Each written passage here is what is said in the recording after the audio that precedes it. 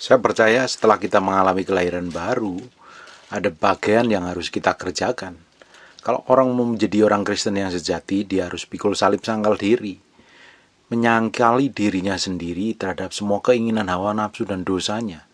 Kalau kekristenan tidak menyangkali diri dari semua keinginan dan hawa nafsu serta dosa, serta kedagingannya, susah sekali untuk didapati menjadi orang yang berkenan di hadapan Tuhan.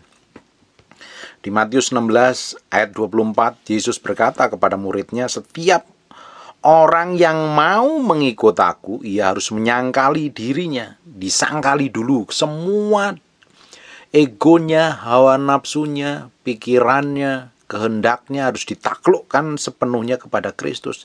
Dan harus memikul salibnya dan mengikut aku. Baru boleh mengikut Tuhan. Kalau bisa pikul salib dan sangkal diri.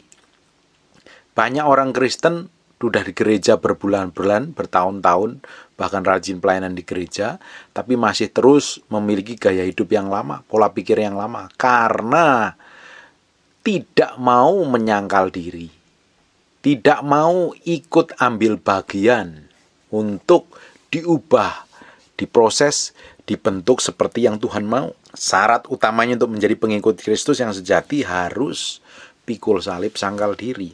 Di Filipi 3 ayat yang ke-10, yang kuhendaki ialah mengenal Dia. Yang pertama harus mengenal Dia dan kuasa kebangkitannya. Mengenal pribadinya Allah itu hal yang lebih penting daripada pelayanan. Karena pelayanan dihasilkan dari kita memiliki hubungan pribadi dengan Tuhan dahulu. Bukan pelayanan baru mengenal Tuhan.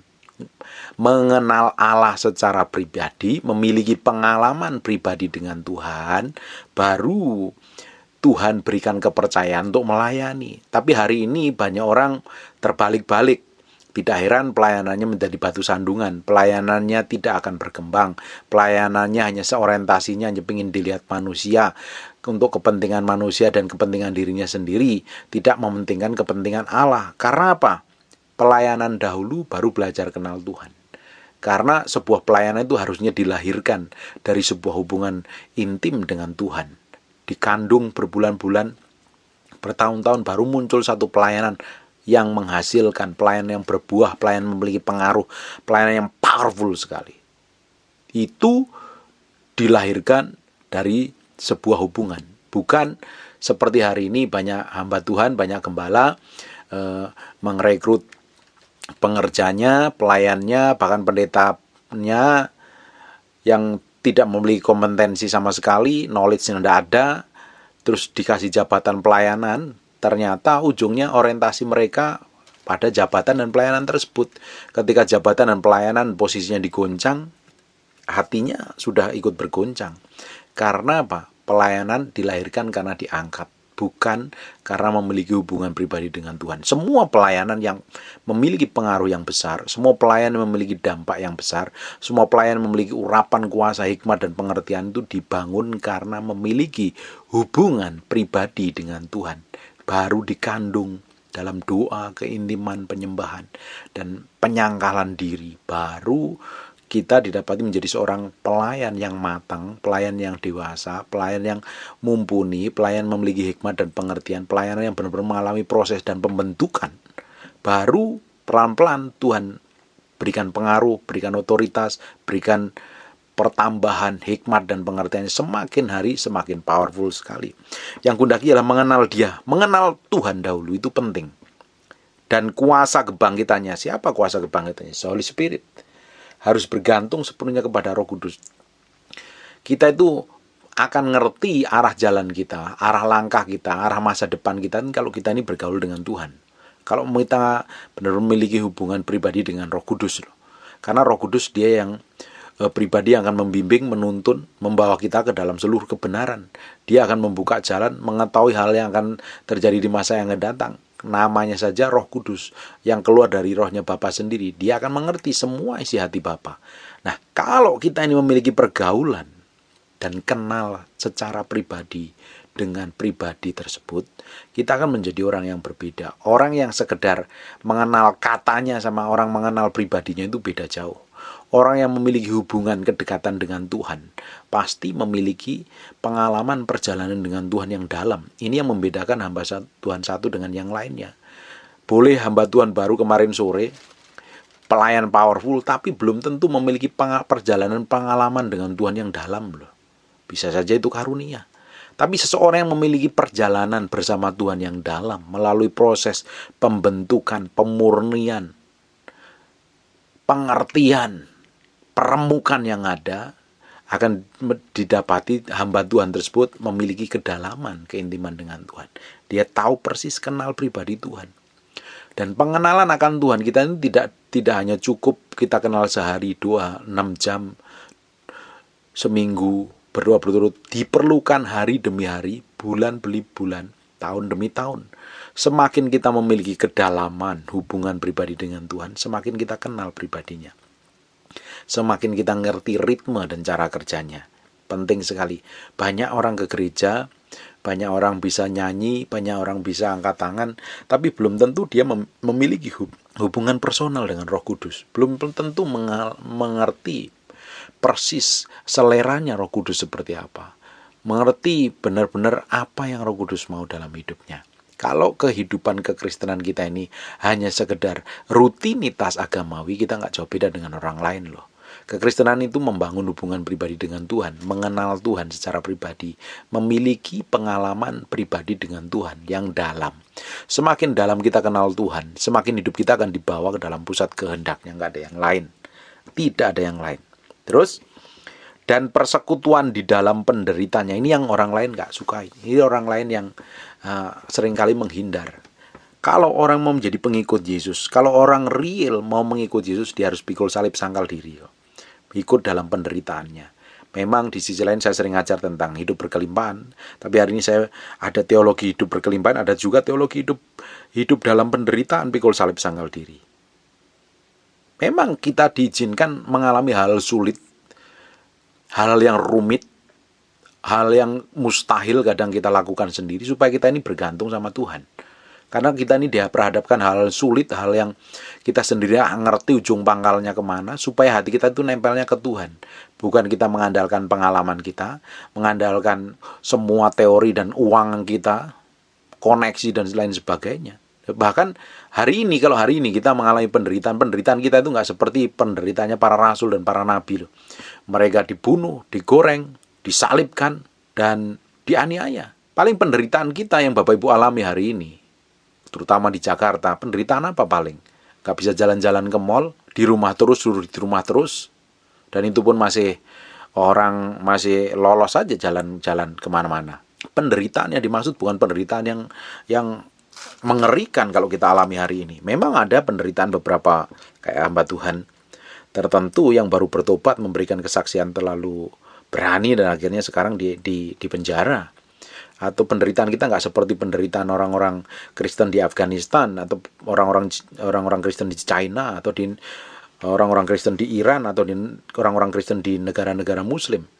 Penderitaan kita paling hari ini, yang kita alami hari ini ya, tidak seperti penderitaan mereka. Bahkan jauh dari penderitaan kelasnya waktu zaman antikristus nanti.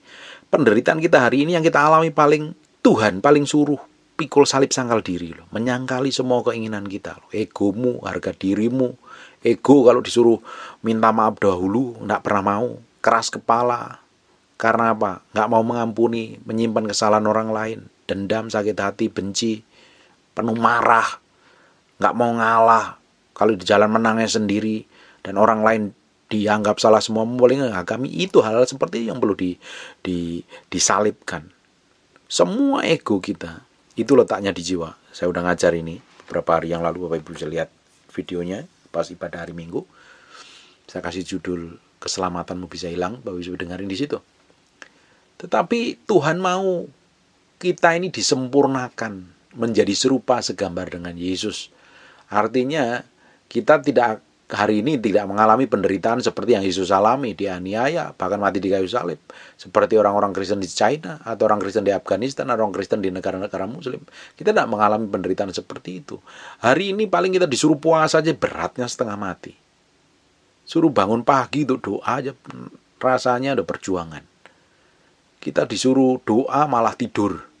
Suruh puasa malah makan. Suruh baca firman ngantuk malah. Padahal hal yang itu harus kita lakukan. Kita harus sangkal diri pikul salib. Pikul salib, sangkal diri, menyangkalin semua dalam diri kita yang bertentangan dengan kebenaran firman Tuhan. Supaya hidup kita itu mau berjalan, bisa mencapai tujuan Tuhan, mencapai destinasi Tuhan. Kalau tidak, kita tidak akan masuk dalam rencana Allah seperti yang Dia mau. Tuhan mau kita itu masuk dalam kehendak, pusat kehendaknya, menggenapi semua yang Tuhan janjikan, semua Tuhan tentukan dalam kehidupan kita.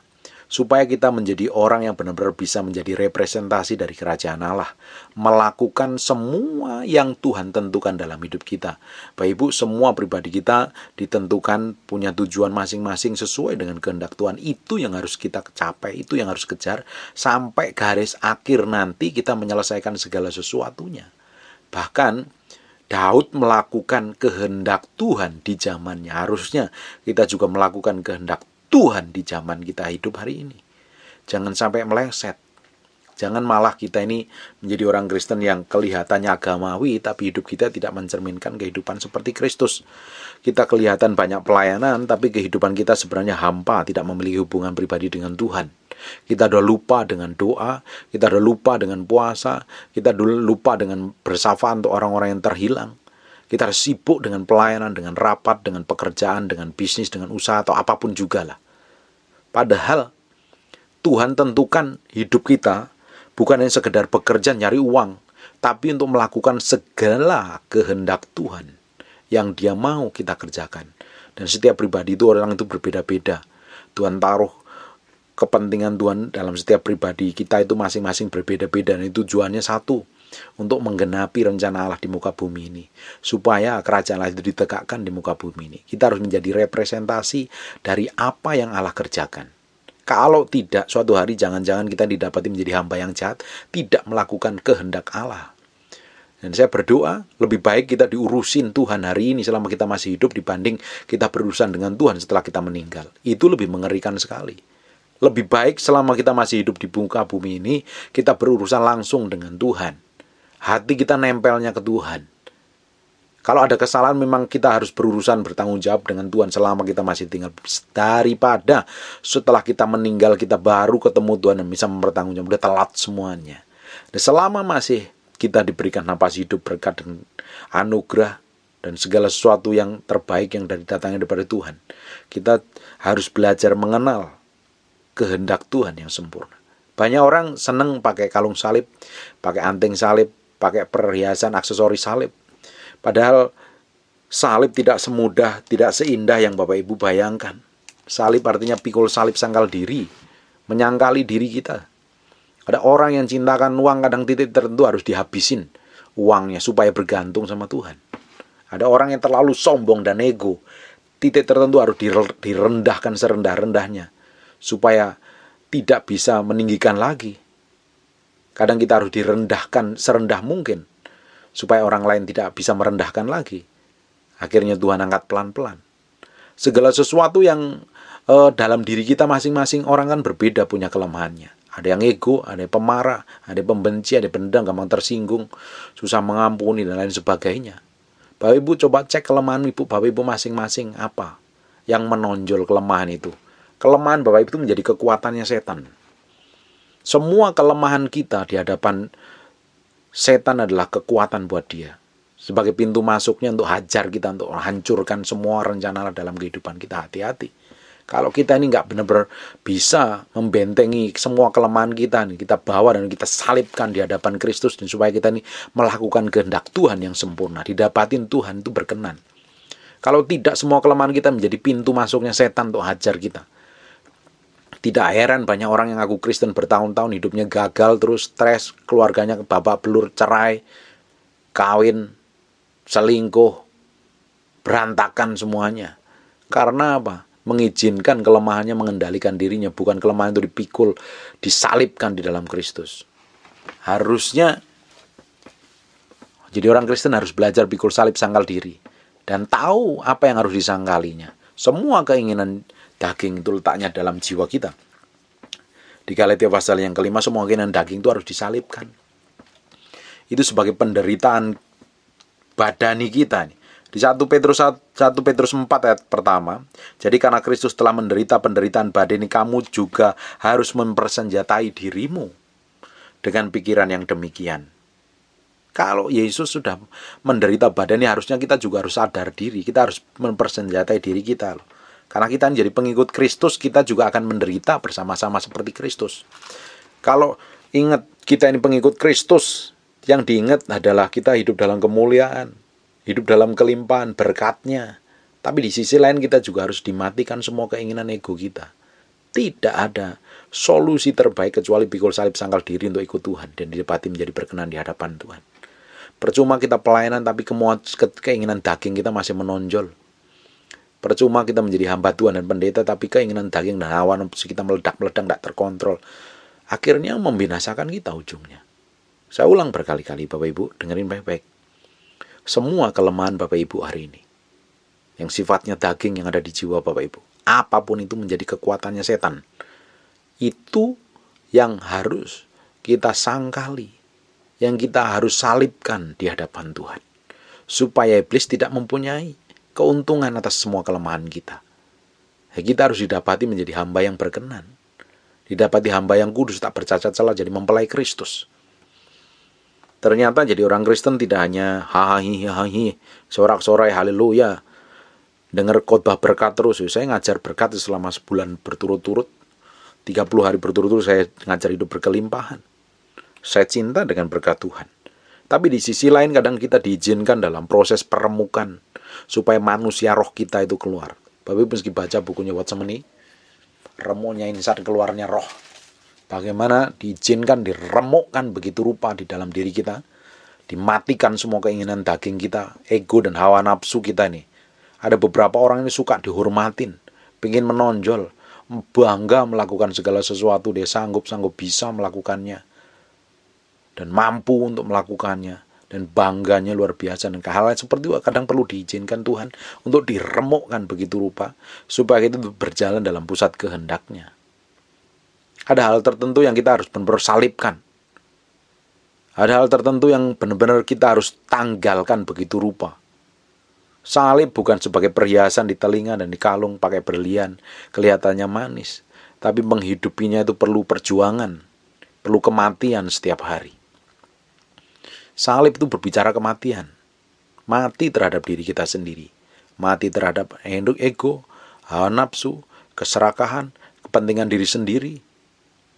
Amarah, apalagi marah dengan pasangannya, marah dengan keluarganya, marah dengan orang-orang di sekitar yang berlaku seakan-akan gak adil, berlaku seakan-akan merendahkan kita. Kita harus belajar mengendalikan diri dengan baik.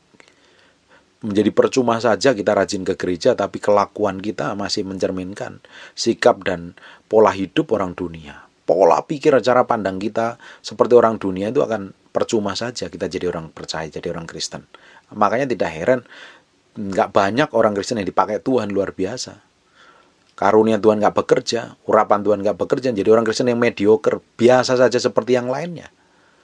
Tapi kalau kita ini memberi diri, hidup kita belajar pikul salib sangkal diri, mengenal Tuhan secara pribadi, bergaul, memiliki pengalaman pribadi dengan Tuhan, kita akan dibawa dalam level yang berbeda. Kita akan dibawa dalam tingkat iman yang berbeda, dan pengaruh kita akan berbeda. Urapan dan kuasa, hikmat, pengertian kita akan berbeda. Harusnya semua orang Kristen mengalami seperti itu. Harusnya setiap orang Kristen hidup dalam kuasa, demonstrasi kuasa Allah, urapan yang powerful. Supaya setiap bersaksi sama orang itu melihat kehadiran Tuhan, melihat kuasa Tuhan mengalir. Tapi nyatanya Bapak orang Kristen bawa belur. Banyak orang Kristen perlu konseling terus. Saya nggak habis pikir dengan orang yang sudah rajin ke gereja bertahun-tahun tapi sukanya konseling terus.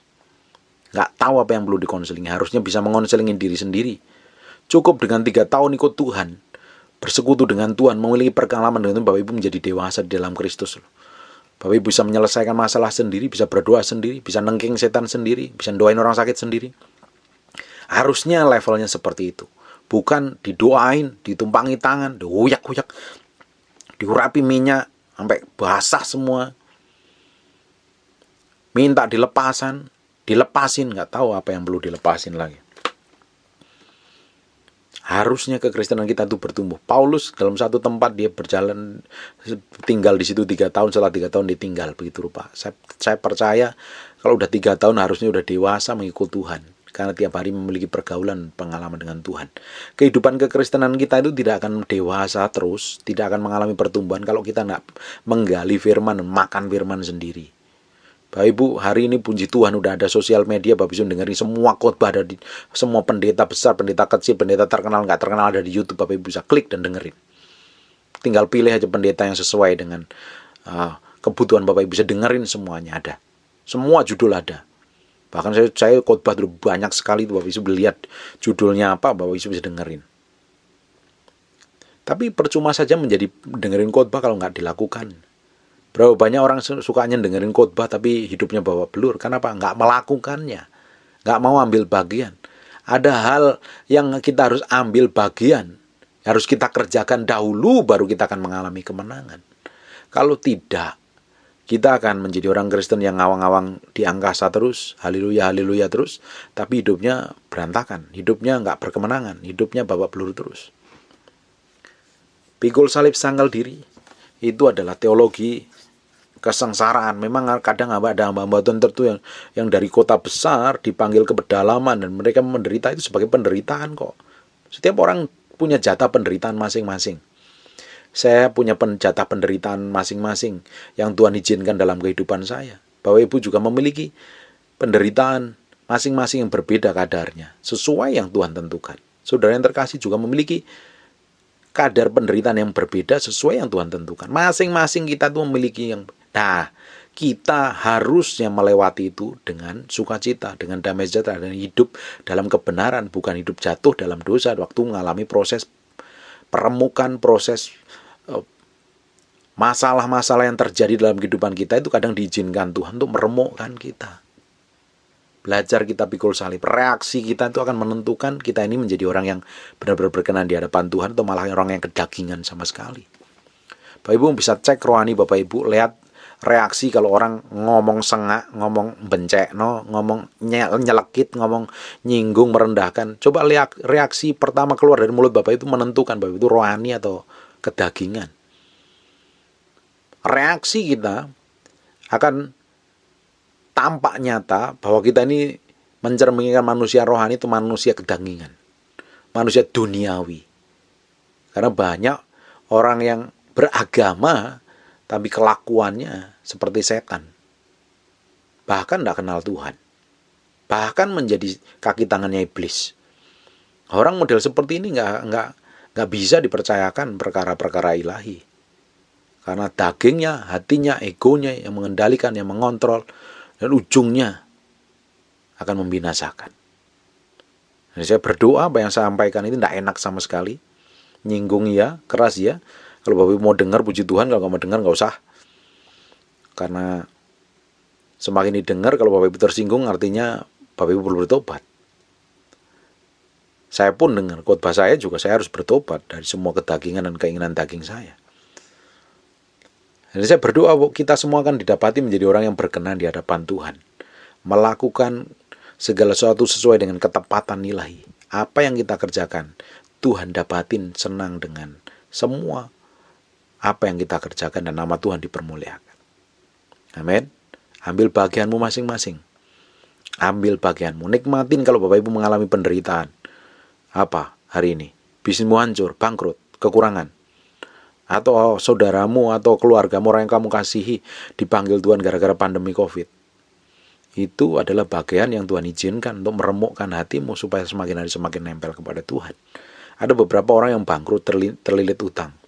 Bapak Ibu harus pikul salib, menyangkal semua hawa nafsu untuk belanjanya. Kalau perlu kartu kredit yang terjerat utang itu digunting saja, nggak usah dipakai. Itu artinya kalau terjerat utang dengan kartu kredit, artinya nggak ada pengendalian diri sama sekali itu. Daripada terjerat jauh lebih gunting, nggak usah pakai lagi. Beresin utangnya, lunasin. Dan ambil keputusan untuk lebih hidup berhikmat memakai uang. Supaya nggak terjerat dengan hutang lagi. Amin. Saya berdoa Bapak Ibu mengalami kemenangan dalam segala apapun juga. Apapun yang Bapak Ibu kerjakan, saya berdoa Bapak Ibu akan mengalami kemenangan dari ke hari. Dan nama Tuhan dipermuliakan dan nama Tuhan ditinggikan. Bapak Ibu diberikan pengaruh yang lebih besar lagi. Apa saja yang Bapak Ibu kerjakan, Tuhan bikin berhasil. Saya percaya firman ini benar-benar akan membuat daging Bapak Ibu jerit-jeritan teriak, tapi ujungnya nama Tuhan yang dipermuliakan. Dan kita siap menerima upah dalam kerajaan Allah bertemu dengan Yesus Kristus. Amin. God bless you.